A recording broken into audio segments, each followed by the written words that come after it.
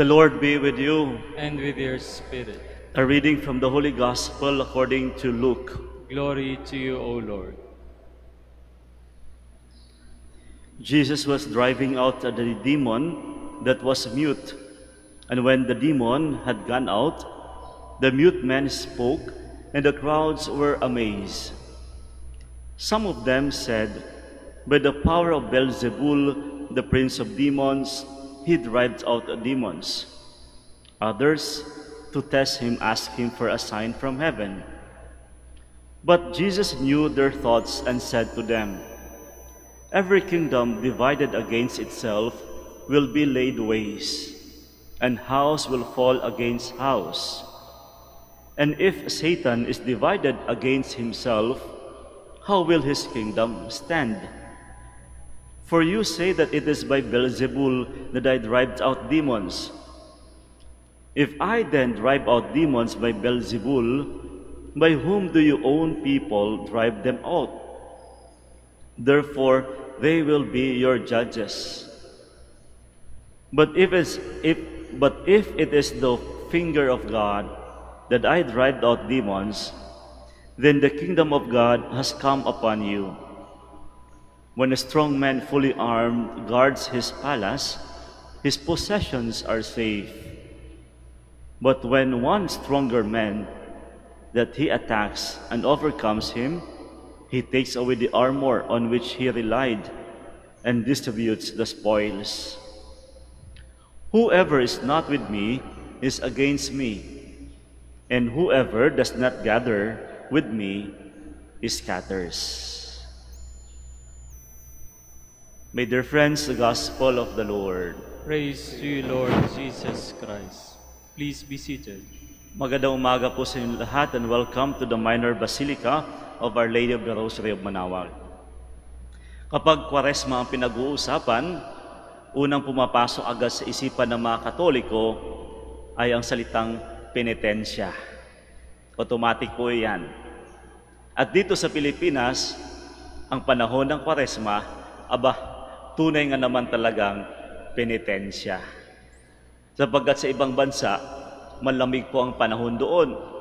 Dito, simula agad ng tag-init. Sa unang araw pa lang ng Kwaresma, paglalagay pa lang ng abo sa noo, ay nako, basang-basa na agad ang noo. Pawis na. Simula pa lang penitensya na. Pagkatapos mong malagyan ng abo sa noo, yung mensahe na pinapaalala sa atin ng simbahan, penitensya ang dating. Anong sinasabi ng simbahan sa simula ng Kwaresma? May 3 bagay, di po ba? Una, fasting and abstinence. Ang pag-iiwas at pagbabawas ng pagkain. Doon pa lang, challenge na yon. Lalo kung sanay na sanay ka, 3 bandahadong kanin ng kinakain. Dito daw, panahon ng Kwaresma, kung pwede, 1 na lang muna.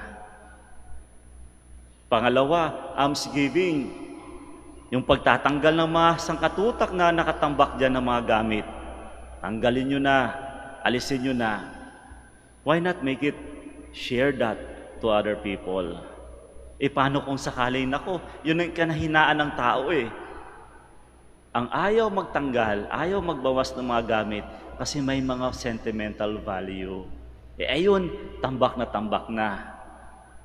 At ang pangatlo, panalangin. Hindi lang simpleng panalangin dapat. Kung dati sanay kang lumuhod ng 1 minute, 2 minutes, 5 minutes, dapat ngayon, dagdagan mo pa yung pagluluhod mo. Mas malalim at taimtim na panalangin. Penitensyang penitensya. Ngayon ang tanong, bakit ba natin ginagawa ito sa panahon ng Kwaresma? Marami pang imbitasyon sa atin ng simbahan upang mas maisa sa buhay natin ang penitensya. Ngayon, malinaw ba sa atin kung bakit ginagawa natin ito? Marahil ang isa sa mga pinaka-basic na dahilan ay yung dahil sa ating mga kasalanan. Tama po yan. Kinakailangan natin magpenitensya upang makagawa tayo ng kabutihan sa ating mga kasalanan. At mind you, Sino ba ang nag-iimpluwensya sa atin sa ating mga pagkakasala? Sino ba ang nag-iimpluwensya sa iyo upang ikay magkasala? Sino ba ang nag-impluwensya sa iyo upang ikaw ay magchismis? Sino ba ang mag-impluwensya sa iyo na pupunta sa kapitbahay at pag-uusapan yung isa pang kapitbahay? Sino ba ang nag-impluwensya sa atin upang mandaya? Sino ba ang nag-impluwensya sa atin upang gumawa ng masama? Sino ba ang nag-alok sa atin na magpakasama? Demonyo. Kaya isa sa mga dahilan kung bakit kinakailangan natin ng penitensya ay upang labanan ang demonyo. Sa unang linggo ng panahon ng Kwaresma, pinarating agad sa atin yung realidad ng ating buhay dito sa lupa.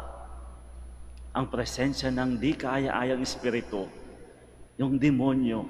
Kaya sa unang ebanghelyo ng unang linggo ng Kwaresma, ang ebanghelyo ay tungkol sa temptation of Jesus. Na kung saan nung si Kristo ay nasa disyerto, abay, may gumugulo sa Kanya, may nanggugulo sa Kanya, nagnanais na siya magkasala. Demonyo. These are the realities here on earth. Kaya kailangan natin gumawa ng paraan upang malabanan ang mga ito. You know, demon makes us mute. Demon makes us deaf. Hindi tayo makapagsalita, hindi natin masabi ang katotohanan. Hindi natin maipaglalaban ang tama. Nadadala tayo sa demonyo. Na dapat kung ano ang tama, yun dapat. Pero mas pipilitin natin gawin ng gusto natin. Mas pipilit natin gawin na tayo mas maging relax. Ayaw natin magsakripisyo. Ayaw natin magpakahirap. Naku, nakikinig tayo sa masamang espiritu. We are being paralyzed by these demons to fight over them, to fight what is truth, kung ano ang tama. Secondly, demons makes us stubborn. Kaya kita mo yung mga tao na nakikinig kay Kristo, ang tigas ng ulo, hindi nakikinig, mas pinapairal ang gusto nila. Katoliko tayo eh.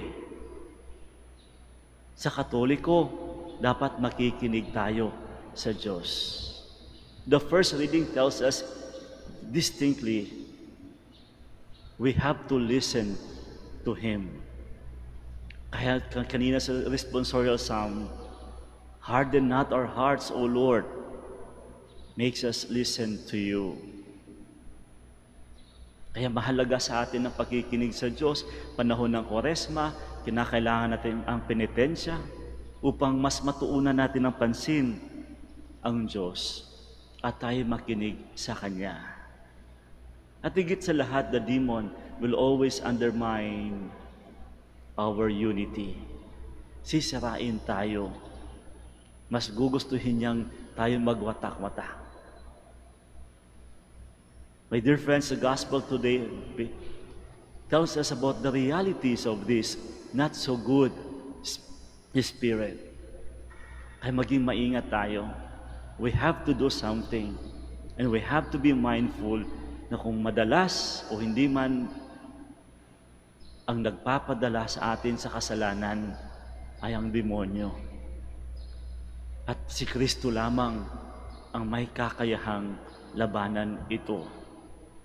That's why we need His grace. Kinakailangan natin magpenitensya.